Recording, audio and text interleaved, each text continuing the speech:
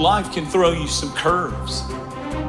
And it's not just the things that you see coming, but sometimes it's the things that you didn't see coming that hit you out of nowhere, that set you back in such a way that it seems like you can't get over. I was in my comfort zone. I was doing just enough to get by. I was working on a job. They paid me just enough to keep me from quitting, and I worked just hard enough to keep from getting fired. I was parked. I knew I could do more. But when my mama died, it took something out of me. When I went through a divorce, it took something out of me. When my best friend died, it took something out of me. I parked. And somebody said that life is like an onion.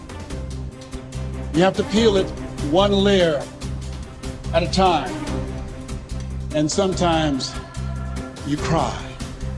Life's gonna happen to you when you have a dream. You're gonna get slapped around.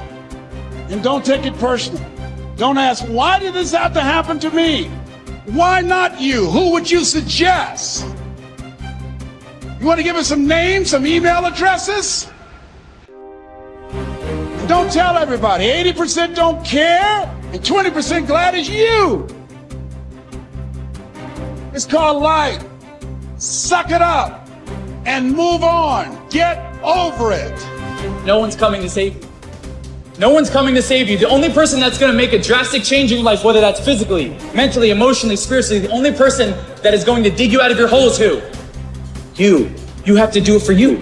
You've got to become courageous to stand up within yourself, to face it and step forward. Continue to do those things that you know that work for you after you have evaluated yourself in the situation. Continue to move. Stay busy, stay busy, stay busy. It's not easy, but through practice and practice and practice, practice makes improvement.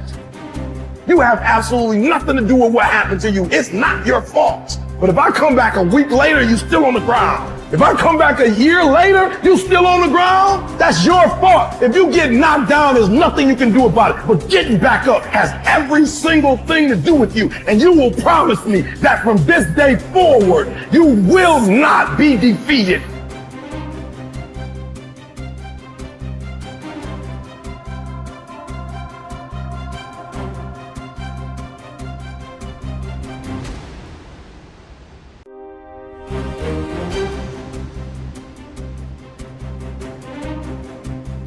All of the people that I know who have become successful in any way use a structured means to organize their time. They have lists of things to do, like they have every day, there's a list of things to do that day. Every week, there's a list of things to do that week. Every month, there's a list of things to do that month. You know, at every level of temporal resolution, there's a sequence of plans, and those plans are implemented on a day-to-day basis. You cannot be, and successful isn't the right way of thinking about it, because I'm not thinking about, I'm not really thinking about rising up the corporate ladder. You know what I mean? And that's sort of what success has come to mean in our culture. That isn't what I mean. You can't have a life that you're going to find acceptable without that, because you need the vision and the plans to give you purpose and direction. That's where all your positive emotion comes from. All your motivation is laying out plans that are worth attaining and then observing yourself moving towards them. That's the source of most positive meaning. And then also, without that structure, you're so lost that you're going to be anxious and overwhelmed. It's really like being in a foreign country, like isolated and alone with no map. I don't know where the hell I am. I don't know what the hell I'm doing. The rains are going to come, the storms are going to come, and maybe it's winter, and I don't know where I am or where I'm going. If you want to build a winning attitude, you need to take time, and this is probably going to surprise you based on what you've heard me say so far, but you need to take time to be quiet. You need to do it at least 4 or 5 times a week. A lot of people say, well, that guy keeps talking about time for this and time for that. I don't have time for all of these things. Let me tell you how you can create an extra 3 hours every day of your life, guaranteed. over 70% of all of the time spent watching television, you're watching things you have no interest in watching. Let me encourage you to do this. Take a slow, lazy, drifting, absolutely meaningless walk. Just almost go to sleep on the walk. Not an exercise walk, you need to do those too, but a very quiet walk. Pick out a place in your home where you can be absolutely quiet on occasion. If you have to get up 30 minutes earlier, that's wonderful. I don't know why, but I seem to wake up earlier in the winter months than I do in the summer months. And when I get up, it's pitch dark. I have a nice little office. I go in there and I turn on the gas log and I sit there. And every time I do that, without exception, I have the most exciting day of my life. I simply run through my mind the things I'm going to be doing.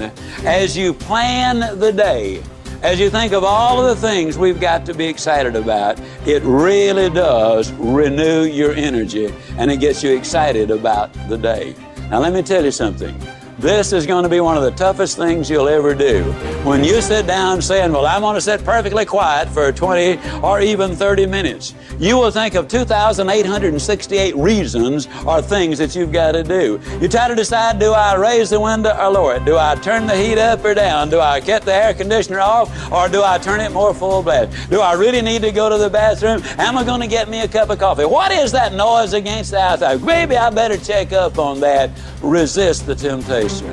Spend a few minutes in quiet, reflective thought. It does make a difference.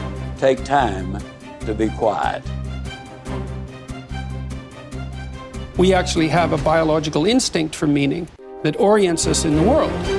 And that instinct manifests itself when we place ourselves in a position in the world where we're competent, where what we're doing is working, so that we're not too terrified and anxious, but also while we're simultaneously advancing ourselves and improving our ability to cope with the world. So for example, if you watch an athlete, a high-level athlete, who's at the peak of his or her performance, you see someone who's extraordinarily practiced at what they're doing and has developed the expertise necessary to do it. But then you also see them push themselves on that developmental edge to make themselves just that much better.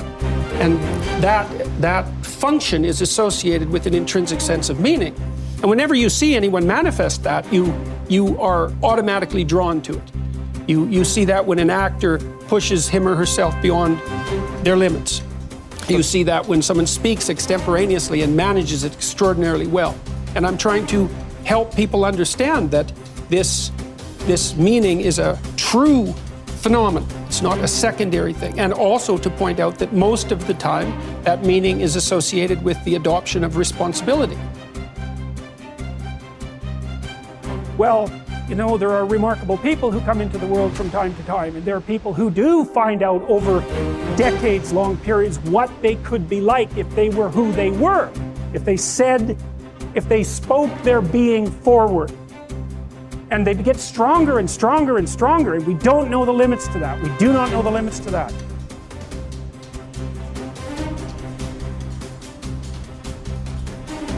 I think one of my greatest inspirations or things that I would feed off of basically was just obviously people not believing in the cloud of doubt that kind of I felt hung over my head and wanted to just prove everybody wrong. You know what I mean? I wanted to make it, and I was gonna make it regardless of what anybody said.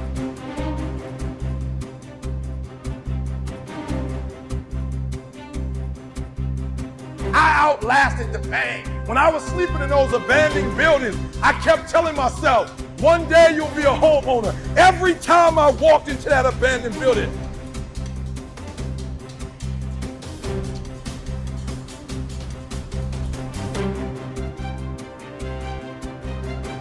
my greatest moments are probably the moments where I hit rock bottom, where everything was against the wall, where I failed, and I had to find intestinal fortitude with no one around and pick my ass up and reface what knocked me down, this time beating it. It's those moments in life that really build character. It's not the titles, it's not when the crowds are cheering, it's when no one's cheering. Who are you?